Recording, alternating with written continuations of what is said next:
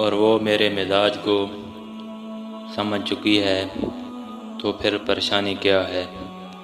لیکن اندر کی آوازیں مجھے بے چین کیے رکھتیں اور میرے اندر یہ مکالمہ مسلسل چلتا رہا کہ ہماری دوستی کو تو مہینوں گزر گئے۔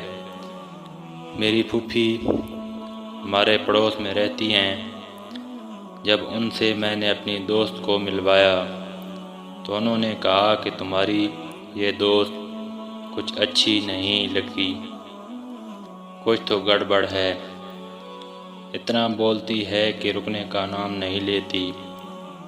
دوسرا یہ کہ فضول گفتگو کی طرف رجحان اس کا بہت زیادہ ہے۔ میں نے پھوپھی کی بات سنی اور ہنس کر یہ کہہ کر اڑا دی کہ پھوپھو، آج کل کی لڑکیاں ایسی ہی بولتی ہیں۔ زمانہ بدل چکا ہے اور لڑکیاں بھی اب ایڈوانس ہو چکی ہیں۔ یہ تو شکر ہے کہ اس نے مجھے اپنی دوستی کے لیے پسند کیا، وگرنہ اسے دوستوں کی کیا کمی ہو سکتی ہے۔ ہماری دوستی کو سال سے زیادہ عرصہ گزر چکا ہے۔ ایک رات میں نے خواب دیکھا، میری وہ دوست اور ایک لڑکی کے ساتھ کھڑی میری بہت زیادہ برائیاں کر رہی ہے۔ ان کی کمر میری طرف ہوتی ہے اور اسے یہ معلوم نہیں ہوتا کہ اس کی پیٹھ کے پیچھے میں کھڑی ہوں۔ اچانک سے گفتگو کرتے کرتے وہ میری طرف مڑتی ہے تو میں اس سے اسی وقت شدید رو رہی ہوتی ہوں۔ مجھے بہت افسوس ہوتا ہے اور میں اسے مخاطب کر کے کہتی ہوں کہ تمہیں دل سے اپنی دوست مانتی تھی، لیکن تمہارے دل کے اندر میرے لیے کینہ اور بغض بھرا ہوا ہے۔ اس قسم کے الفاظ کہنے کے بعد میں وہاں سے چلی جاتی ہوں۔ جب صبح میری آنکھ کھلی تو میں پریشان ہوئی، لیکن میں نے صرف خواب کو سمجھ کر اس کو نظر انداز کر دیا۔ صبح میں تیار ہو کر کالج گئی تو میری اس سہیلی سے ملاقات ہوئی۔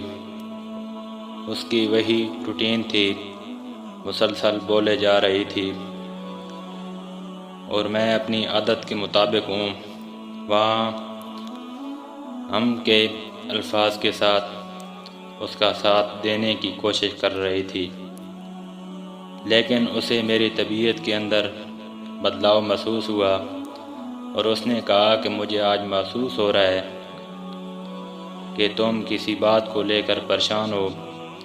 میں نے کہا نہیں، ایسی کوئی بات نہیں، بس تھوڑا سا پڑھائی کو لے کر پریشان ہوں۔ اب میرے اندر کشمکش چلنے لگی تھی۔ وہ آواز کہ یہ لڑکی اچھی نہیں ہے، اس سے دور رہو، پھر رات والا خواب، ایک دوسرے سے میل کھا رہے تھے۔ کچھ تو تھا جو مجھے سمجھانے کی کوشش کی جا رہی تھی، لیکن میں انجان بن کر آگے سے آگے بڑھتی چلی جا رہی تھی۔ لیکن آج کی صبح پچھلے دنوں سے کافی مختلف تھی۔ آج میں اپنے اندر کی آوازوں کو لے کر پریشان بھی تھی اور متوجہ بھی تھی۔ سلسلہ چلتا رہا۔ وہی ہوا کہ اس کی گفتگو کا سحر مجھ پر مسلط ہو گیا۔ خواب اور وہ آوازیں پھر سے یہ سوچ کر بھول گئی کہ یہ میرا وہم، وسوسہ اور دماغ کی بنائی گئی سٹوری ہے جو مجھے دکھائی گئی ہے۔ لیکن میرے اندر ایک تبدیلی آئی، میرے اندر ایک تجسس ہوا کہ ایسا کیوں ہوا۔ مجھے بار بار اس سے روکا جا رہا ہے۔ میں کھوج میں لگ گئی اس کی گفتگو، اس کے الفاظ پر۔ جب میں نے توجہ کی تو میں نے یہ بات نوٹ کی کہ وہ 99% غیبت، الزام، جھوٹ اور دوسروں کے عیب بیان کرنے میں اپنی گفتگو کو مکمل کرتی تھی۔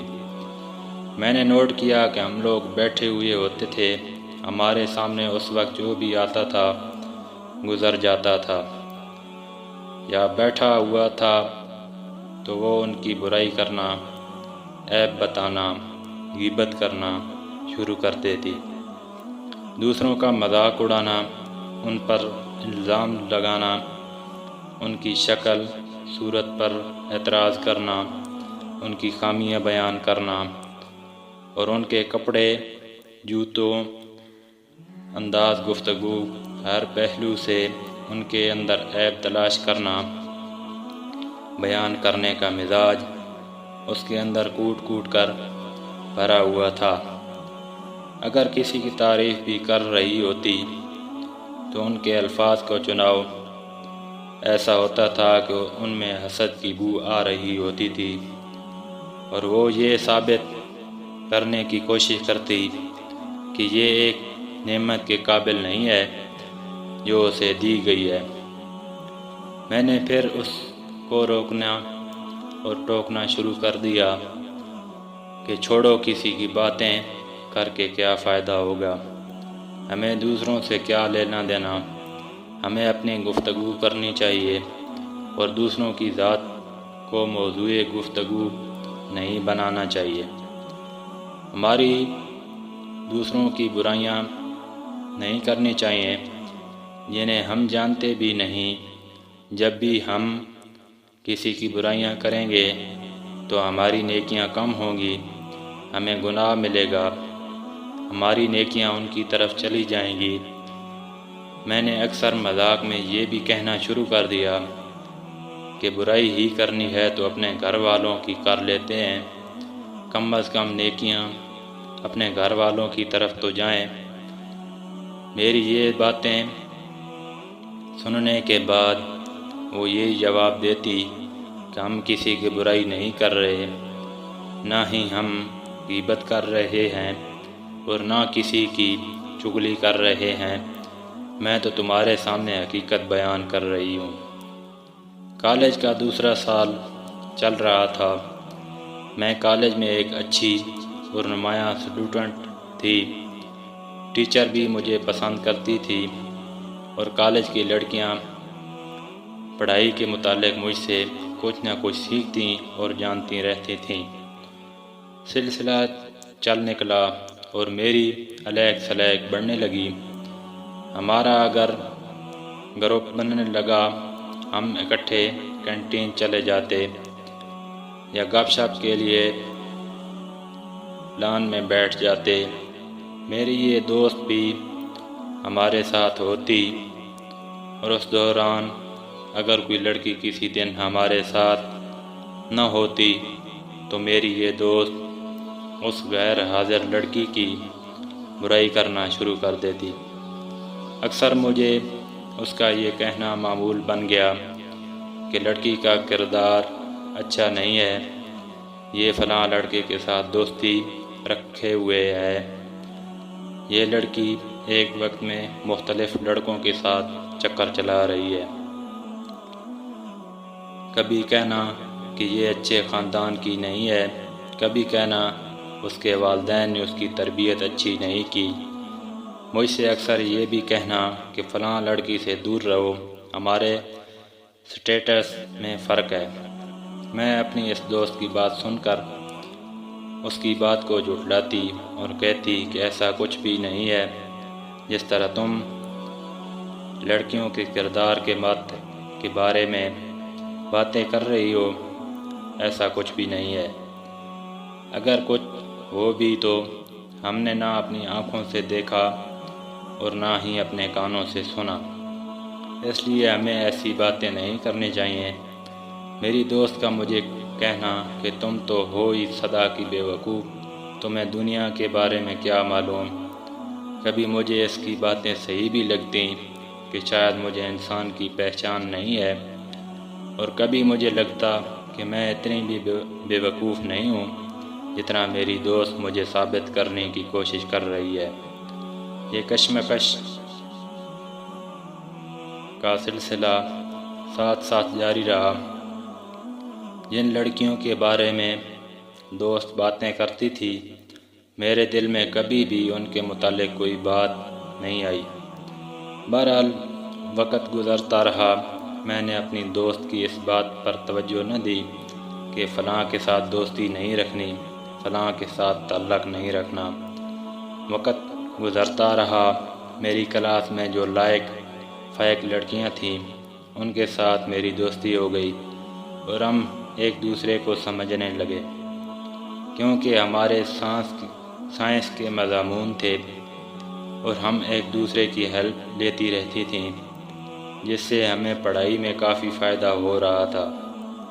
اور یہ لڑکیاں بھی اچھی لڑکیاں تھیں، جبکہ میری پہلی اور پرانی دوست کے ساتھ لازمی مضامین اکٹھے تھے، جبکہ سائنس کے مضامین میں وہ کلاس میں میرے ساتھ نہیں ہوتی تھی، اور یہ بھی اللہ کی حکمت تھی جو آنے والے وقت میں مجھ پر کھلنے والی تھی۔ کالج کا تیسرا سال شروع ہوا۔ تبدیلی یہ آئی کہ میری اس دوست نے اور دوسری لڑکیوں نے دوستی بھی بنا لی۔ کبھی میرے ساتھ اس کا وقت گزرتا، کبھی ان دوستوں کے ساتھ وہ وقت گزارتی جو اس نے نہیں بنائی تھی۔ پڑھائی کا خاصا پریشر تھا اور مجھے کچھ برا بھی نہیں لگ رہا تھا، اور اس کی باتیں کیا ہوتی تھیں، دوسروں کی برائیاں تو اس کی زبانوں میں کچھ خاص تھا نہیں، اس لیے کہ مطمئن تھی، غیبت کے گناہ سے بھی بچی ہوئی تھی، وقت بھی ضائع نہیں ہو رہا تھا۔ میں اپنی دوستوں کے ساتھ پڑھائی میں وقت لگا رہی تھی اور میرا یہ وقت بہترین جا رہا تھا۔ اگر ملاقات نہ ہو سکتی تو رات کو کال کرتی اور سارے دن کی روٹین بتاتی۔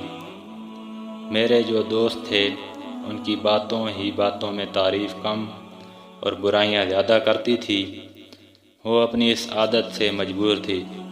کبھی مجھے بیوقوف ثابت کرنے کے لیے یہ مثال دیا کرتی کہ پڑھائی میں اچھا ہونے کے باوجود مجھے انسانوں کی پہچان نہیں ہے، دوستوں کی پہچان نہیں ہے، اچھے لوگوں کی پہچان نہیں ہے۔ وہ کہتی کہ تم ان لڑکیوں کے نمبرز اور گریڈز دیکھ رہی ہو، لیکن پتہ نہیں کیوں تم ان کے کردار کی طرف توجہ دے نہیں رہی۔ جو کہ مشکوک ہیں، ان کا کردار بالکل ٹھیک نہیں ہے اور وہ تمہارے لیے بدنامی کی وجہ بن سکتی ہیں۔ گفتگو کے دوران وہ اکثر یہ کہتی کہ تمہیں میرے سے اچھی دوست کبھی نہیں مل سکتی، میں صاف گو بھی ہوں، کھری بات بھی کرتی ہوں، جس کا تمہیں احساس کرنا چاہیے۔ پھر وہ اپنی تعریف شروع کر دیتی جو کافی الفاظ کا انبار ہوتا۔ وہ اپنا مخلص ہونا ثابت ہونے کی کوشش کرتی رہی۔ وقت گزرتا رہا، میرے بار بار ٹوکنے پر اس نے اپنا انداز گفتگو بدل لیا۔ اب ہم مستقبل کے بارے میں بات کرنے لگے تھے۔ ادھر میری فیملی کو یہ آنے لگی تھی کہ سب گرویدہ ہو چکے تھے۔ سب یہی کہنے لگے کہ یہ جب بھی ہمارے گھر آتی ہے تو ہمارے گھر میں رونق لگ جاتی ہے۔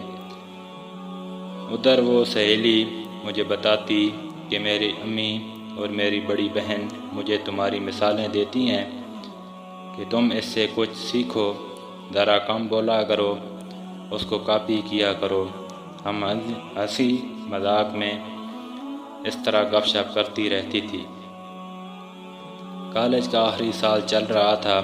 ایک اور لڑکی جو کہ میری بہت اچھی دوست تھی، وہ کہنے لگی کہ اسے میں بہت اچھی لگتی ہوں، وہ اپنے بڑے بھائی کا رشتہ میرے ساتھ کروانا چاہتی ہے۔ یہ بات سن کر مجھے بہت عجیب سا لگا، لیکن اچھا بھی لگا۔ میں نے سوچا کہ کیا میں اتنی اچھی ہوں جتنا وہ مجھے کہہ رہی ہے؟ اس بات کا ذکر میں نے اپنی پرانی دوست ان سے کیا۔ اس نے کہا کہ تم اسے جانتی نہیں ہو اور نہ ہی اس کے گھر والوں کو جانتی ہو، وہ برے لوگ ہیں، جیسے دکھتے ہیں ویسے اچھے ہیں نہیں۔ میری کچھ دوستیں تمہاری دوست کو جانتی ہیں، ان کے محلے میں کوئی عزت نہیں ہے اور اس کا بھائی بہت فضول ہے اور اس لڑکے کے کئی لڑکیوں کے ساتھ چکر بھی ہے۔ میں اپنی اس دوست کی باتیں سن کر پریشان ہو گئی۔ میں سوچنے لگی کہ کیا واقعی میں اتنی بے وقوف ہوں، مجھے خبر نہیں، جبکہ کالج کی باقی لڑکیوں کو سب خبر ہے۔ پھر مجھے اس دوست پر غصہ بھی آیا۔ میری ایک دوست اپنی آوارہ بھائی کا رشتہ میرے لیے لا رہی ہے اور مجھے بہت زیادہ رونا آیا۔ یقیناً اس نے یہی سوچا ہوگا کہ یہ تو ہے ہی بولی بالی، اس کو کیا خبر کہ میرا بھائی کیا کرتا پھر رہا ہے۔ مجھے دوسرے دن پتہ چلا کہ میری اس پرانی دوست نے میری اس دوست کو خوب سنائی کہ تم نے سوچ بھی کہ کیسے لیا کہ تم اپنے آوارہ بھائی میرے لیے میری دوست کا رشتہ مانگو گی۔ خبردار، آئندہ ایسی کوئی حرکت کی تو مجھ سے برا کوئی نہیں ہوگا۔ دوسرے دن مجھے پتہ چلا تو میں نے سوچا اس نے کیوں ایسی بچوں والی حرکت کی جس کی کوئی توقع نہیں بنتی۔ میری دوست نے مجھے کہا کہ اب وہ لڑکی تمہیں تنگ نہیں کرے گی، تم فوراً اس کا نمبر بلاک کر دو، اور اگر سامنے آئے بھی تو بالکل بھی اس سے ڈرنے کی ضرورت نہیں ہے۔ اس کو اس طرح نظر انداز کرنا کہ جیسے وہ تمہاری نظروں کے سامنے ہے ہی نہیں۔ میں نے اپنی دوست کی باتوں پر عمل کیا۔ میرے سامنے جیسے ہی وہ لڑکی آئی، میں نے اسے صاف منع کر دیا کہ تمہارے ساتھ دوستی نہیں رکھنا چاہتی۔ وہ دیکھو، میرے ساتھ آئندہ بات تک کرنے کی کوشش نہ کرنا، میں تمہیں پسند نہیں کرتی اور نہ ہی تمہارے ساتھ دوستی رکھنا چاہتی ہوں۔ وہ لڑکی کافی حیران ہو گئی کہ میں نے اس سے کس انداز میں بات کی۔ کچھ عرصے کے بعد میری ایک پروفیسر سے مجھے آفس بلایا اور کہا کہ مجھے آپ کی امی کا نمبر چاہیے۔ کیونکہ وہ میری پروفیسر تھیں، میں ان سے نہ پوچھ سکی کہ ان کو میری امی کا نمبر کیوں چاہیے۔ خیر، میں نے نمبر دے دیا اور گھر آ کر امی کو بتا دیا کہ اس طرح فلاں سبجیکٹ کے پروفیسر نے آپ کا نمبر مانگا تھا، میں نے آپ کا نمبر دے دیا۔ خیر، کچھ دنوں کے بعد میری پروفیسر اپنے بیٹے کے ساتھ ہمارے گھر آ گئیں۔ ان کا انداز اور سلیقہ ہمارے گھر والوں کو بہت پسند آیا۔ اس بات کا ذکر میں نے کالج میں اپنی دوست کے ساتھ کیا تو وہ قدرے خاموش ہو گئی۔ پھر چھٹ سے بولی، تم نے ایسا کیا جادو کر دیا کہ پروفیسر صاحبہ اپنے بیٹے کا رشتہ لے کر تمہارے گھر پہنچ گئیں؟ پروفیسر صاحبہ نے میرے والدین کو دعوت دی۔ جب میرے والدین پروفیسر صاحب کے گھر جانے کے لیے تیار ہو رہے تھے تو میرے 2 روز پہلے کال آئی کہ ابھی آپ لوگ رک جائیں، ابھی میرا بیٹا ذہنی طور پر تیار نہیں ہے۔ شاید میں نے ہی رشتہ مانگنے میں جلدی کی۔ میرے گھر والوں کو پروفیسر صاحبہ کی یہ بات عجیب لگی، لیکن پھر یہ سوچ کر خاموش ہو گئیں کہ اکثر مائیں بیٹوں سے پوچھے بغیر رشتہ مانگ لیتی ہیں۔ اچھا ہو گیا کہ شروع میں ہی ساری صورتحال سامنے آ گئی۔